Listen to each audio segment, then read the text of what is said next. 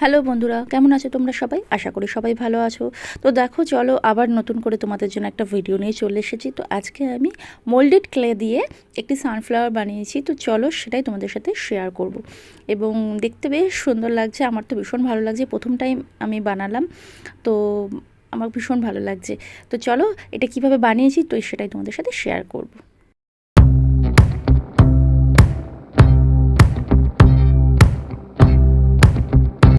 তো দেখো, প্রথমে আমি এই দু রকম মাটি নিয়ে নিয়েছি সমানভাবে, এবং এই দুটোকে মিক্সড করেই যাতে জিনিসটা শক্ত হয় সেই কারণে এই দুটোকে মিক্সড করা হয়। একটা নরম, একটা একটু হার্ড থাকে। এই দুটোকে মিক্সড করেই এই মোল্ডেড ক্লে দিয়ে বিভিন্ন রকমের জিনিসপত্র, গয়না বা যে কোনো জিনিস তৈরি করা হয়।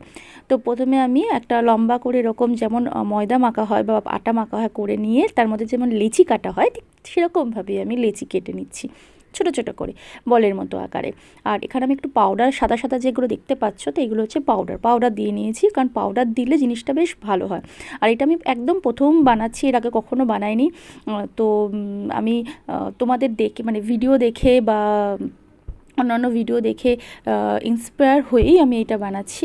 তো আমার তো ভীষণ ভালো লাগছে ফার্স্ট টাইম বানাতে।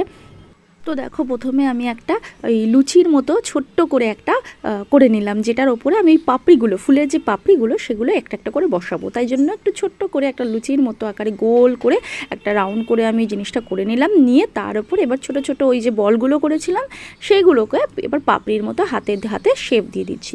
তো যারা মোটামুটি গয়না বানায় বা যারা এই ধরনের প্রফেশনালের সাথে যুক্ত আছে, তারা তো হয়তো এই যে পাপড়ি বা তাদের মানে তারা হয়তো হাতেও বানায় বা তাদের নানা রকম জিনিস আছে, মানে এই মোল্ডেড ক্লে দিয়ে কাজ করার অন্যরকম যে সমস্ত টুলসগুলো, সেগুলো দিয়ে আরও ভালো বানানো যায়। তবে আমার কাছে এই রীতিমতো এখন নেই। তো সেই কারণে আমি হাত দিয়ে যতটা করা যায় ভালোভাবে ততটা করারই চেষ্টা করছি।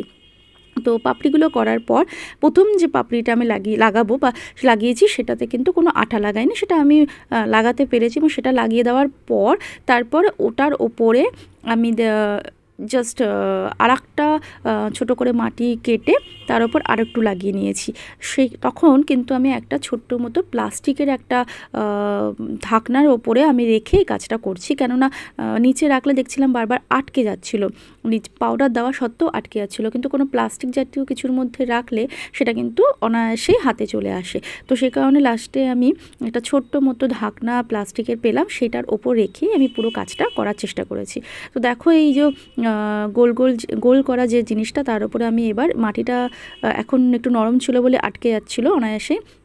তো প্রথম লেয়ারে যে পাপড়িগুলো সেগুলো আমি এমনিই লাগিয়েছি, কিন্তু নেক্সট যখন আমি লাগাবো তখন এটা কিন্তু একটা প্লাস্টিকের ঢাকনার ওপর আমি নিয়ে তার ওপরে আরেকটা আমি মাটির জাস্ট জায়গা বসিয়ে দিয়ে, ছোট্ট মতো গোল বসিয়ে দিয়ে সেটাকে আরেকটু উঁচু করে তারপরে সেকেন্ড লেয়ারের যে পাপড়ি সেটা লাগাবো। এবং তখন কিন্তু আমি একটু আটা দিয়ে নিয়েছি। আর হ্যাঁ, দেখো, এখানে পাপড়িগুলোকে আরও একটু সুন্দর করার জন্য আমি এখানে একটা ছুরি দিয়ে জাস্ট ওর ওপরে করে একটুখানি দাগ কেটে দিচ্ছি বা দাগ দিয়ে দিচ্ছি। জিনিসটা দেখতে কিন্তু বেশ ভালোই লাগছিলো দেখতে। তো এটা আমি প্রথম টাইম করছি, তো আমার এই জিনিসটা করতে পারছি বা সেটাই আমার খুব ভালো লাগছে। তো দেখো, এরপরই কিন্তু আমি জিনিসটাকে আস্তে করে তুলে নিয়ে একটা প্লাস্টিকের ঢাকনার ওপরে বসিয়ে দেবো, কারণ অনায়াসে সেখান থেকে কিন্তু আমি তুলতে পারছিলাম বা নিতে পারছিলাম। না হলে তলাতে নিচে রেখে যখন আমি করছিলাম তখন কিন্তু বারবার লেগে যাচ্ছিল, পাউডার দেওয়া সত্ত্বেও কিন্তু মনে হচ্ছিলো যে আটকে যাচ্ছিলো। যদি না আটকে যায়, তো পরে যদি না ওঠে তখন কিন্তু সমস্যা হয়ে যাবে। তো সেই কারণেই জাস্ট এটা করা। তো দেখো, সেকেন্ড লেয়ারের সময় আমি ওখানে আরেকটু মাটি দিয়ে ওটাকে উঁচু করে মাঝখানটাকে দিয়ে, এবার তখন লাগছিল না কারণ মাটিগুলো একটু শুকিয়ে গেছিলো। তো তখন আমি একটুখানি আটা দিয়ে, ফেভিকল আটা দিয়ে ওটাকে এবার আস্তে আস্তে করে সমস্ত পাপড়িগুলোকে এরপর লাগিয়ে নিতে পেরেছিলাম। তো দেখো, এবার আমি মাঝখানে আরও একটু মাটি দিয়ে জিনিসটাকে উঁচু করে দিয়েছি, দিয়ে মাঝখানটাকে একটুখানি ওই যেখানটাতে ফুলের ঠিক মাঝখান জায়গাটা, একটুখানি হাত দিয়ে আমি ওটাকে বসিয়ে দিয়ে তারপরে একটা কাঁটা চামচ বা ছুরি দিয়েই ওর ওপরে জাস্ট ছোটো ছোটো ছোটো করে এরকম দাগ দিয়ে নিয়েছি, যেমন হয় একটা সূর্যমুখী ফুল বা সানফ্লাওয়ার যেরকম দেখতে হয় ঠিক সেরকম করার একটু চেষ্টা করেছি মাত্র।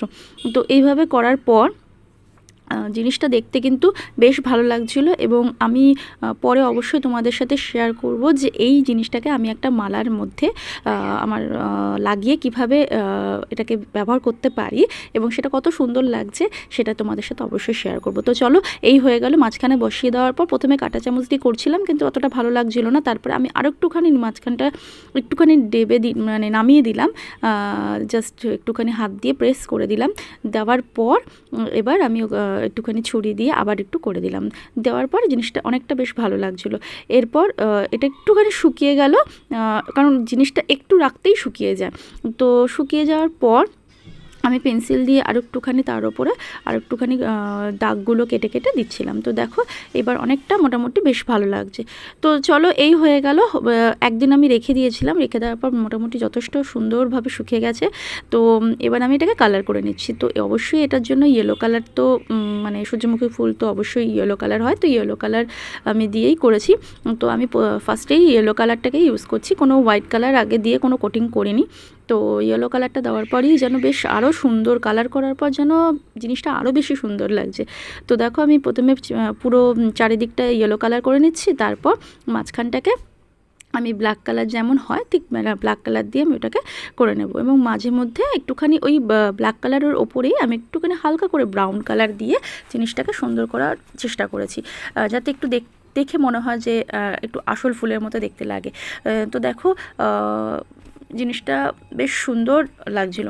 তো অবশ্যই তোমাদের সাথে পরে এই জিনিসটা শেয়ার করব যে এই জিনিসটা আমি একটা ভেবে রেখেছি যে কোনো একটা মালার মধ্যে দিয়ে, কারণ আমার কাছে এই মানে সেই মুহূর্তে কোনো সেইভাবে আমি জানি না জিনিসটাকে কিভাবে টার্সেল দিয়ে কিভাবে লাগায় বা কী করতে হয়। তবে আমার মনে হয় কোনো পুরনো আমার কিছু মালা আছে, যেটা পুঁতির হতে পারে, সাদা পুঁতির বা মুক্ত, তো তার মধ্যে লাগিয়ে মাটি দিয়েই লাগাতে হয় এটা।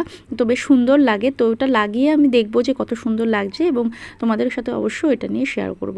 তো চলো, যদি আজকে ভিডিওটা ভালো লাগে তো প্লিজ লাইক করো, শেয়ার করো এবং সাবস্ক্রাইব করো চ্যানেলটাকে। আবার দেখা হবে নতুন একটা ভিডিও নিয়ে। টাটা।